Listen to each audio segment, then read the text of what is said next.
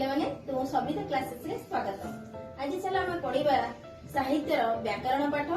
କଣ ନା ଶବ୍ଦ କାହାକୁ କୁହାଯାଏ। ତୁମେ ମାନେ ନିତିଦିନିଆ ଜୀବନରେ ଅନେକ ଶବ୍ଦ ବ୍ୟବହାର କରି ବାକ୍ୟ ଗଢୁଛ ନା ନାଇଁ ବା କଥାବାର୍ତ୍ତା ହେଉଛ।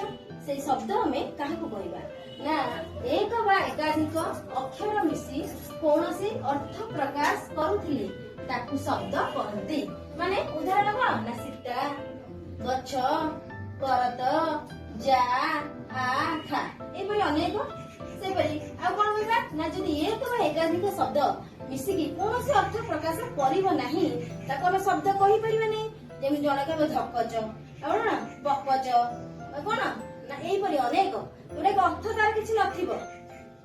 ମଚ, ରଚ ଏଇପରି ଅନେକ ଶବ୍ଦର ଅର୍ଥ ନାହିଁ, ଆମେ ତାକୁ ଶବ୍ଦ କହିପାରିବା ନାହିଁ। ଶବ୍ଦ କଣ ନା ଶବ୍ଦର ଦୁଇଟି ତତ୍ତ୍ୱ।